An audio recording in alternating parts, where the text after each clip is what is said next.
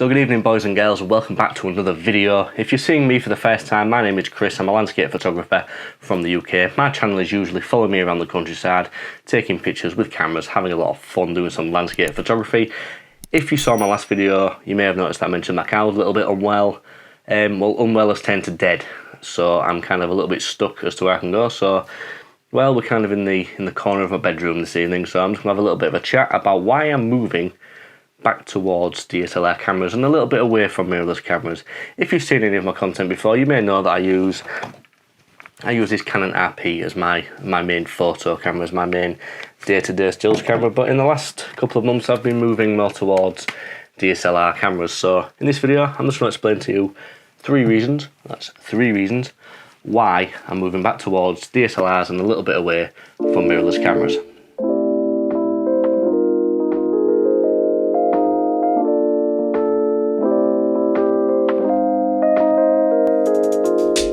Alright, so the first point I want to make is around lens choice. This is the only mirrorless lens that I own. It's a manual 85mm 1.4 from Samyang. And the reason I only own one of them is because they are very, very expensive.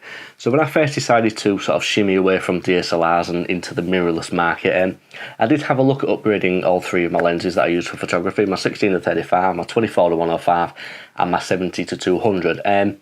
You wouldn't get an awful lot of change from about $5 and that made me a little bit sad. So I decided to keep the lenses that I owned and I bought an adapter. Now it's not a Canon adapter, it is a Viltrox adapter if I can get that out. About £50 on Amazon. There is a link down below if you want to check one of them out. But the problem you have with using adapters with the heavy lenses that I have, it tends to push the weight away from the camera, so it makes the cameras very front heavy, very lens heavy, and it is just a bit of a pain in the backside hand holding. The camera does tend to want to creep down like that, and it's not very much fun. So like I say, the only lens that I own for the mirrorless system is the 85mm from Samyang.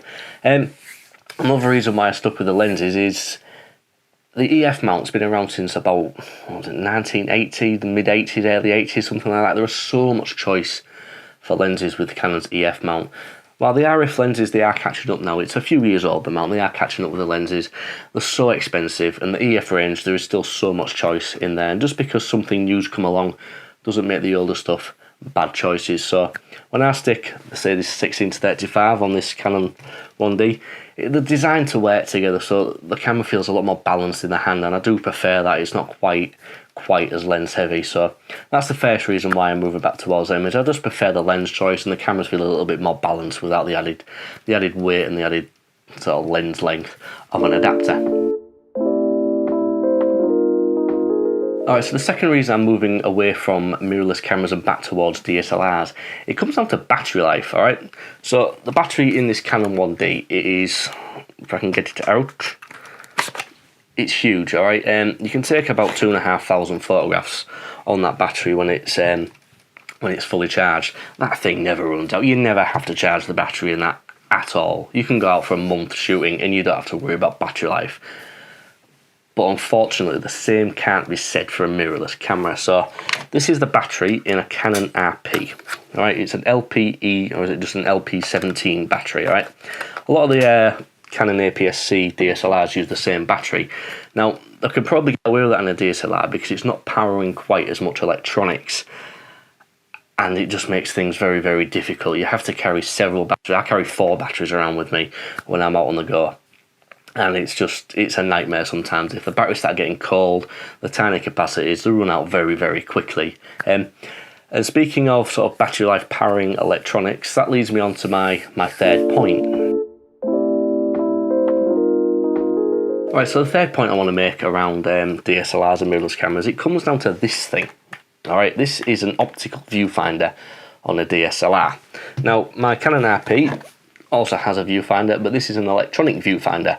So when you look through the viewfinder on a mirrorless camera, you're just looking at an LCD screen. You're just looking at a carbon copy of that through the viewfinder eyepiece. Now, this was one of the things that I was most excited about when I moved into mirrorless cameras, was using EVF and all the advantages that they brought. And while they do have the benefits, they're a bit of a pain in the backside.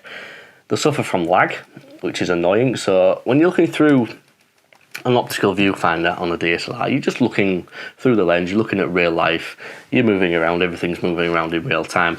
There is a slight lag with an EVF, and it's distracting, I would say. That's probably the best way I can put it, it's distracting. And on top of that, when you're sort of shooting in slightly low light conditions, you generally find that your EVF, it cranks up the noise through the sensor, so it's very distracting as well. You get a lot of noise, a lot of luminance noise, and you also get an awful lot of colour noise, and it's just another distraction, and the image just doesn't look as clean. Especially, there are times when I've been out using the Canon RP, you're looking through the viewfinder, it's a little bit of a low light situation, so you're having to crank everything up, and everything looks noisy, it's distracting, there's lag, it's tearing about and everything. And you know full well that if you was using a DSLR looking through the optical viewfinder, that you'd be fine, you'd be able to see fine enough to compose a photograph, take a photograph, to get away with it. Yet the EVF, it tends to get very distracting in a lot of ways. Now, it's not me hating on mirrorless cameras. I'm not hating on mirrorless cameras. I love my Canon RP. I'm going to use it for years to come. But there are just things that I prefer about DSLRs. To me, it's more of a camera, if that makes sense. This thing looks awesome. It's got presence. It's got stance. Whereas you probably wouldn't even know that is a full frame camera. It's smaller than some of the APS-C cameras I own. It's a tiny little thing, but it just doesn't look as cool to me. So I'm not hating on mirrorless cameras, I just prefer DSLRs. So I know this was probably a bit of a random rant tonight, and I'm generally not too comfortable shooting these kind of videos. I prefer to be outdoors and exploring and having fun, not sat in the corner of my bedroom. But I just wanted to make a little bit of a point as to why you may have noticed me moving back towards older DSLRs over the last couple of months, and a little bit away from the Canon RP. The Canon RP is not going anywhere. I'll still be using that for the vast majority of my photographs, but you're probably going to see an awful lot more content around DSLRs on this channel. So with that being said, if you did enjoy the video, please do give it a thumbs up. Like I said at the start of the video, it really does help the video and it brings new viewers to my channel, and I do appreciate that.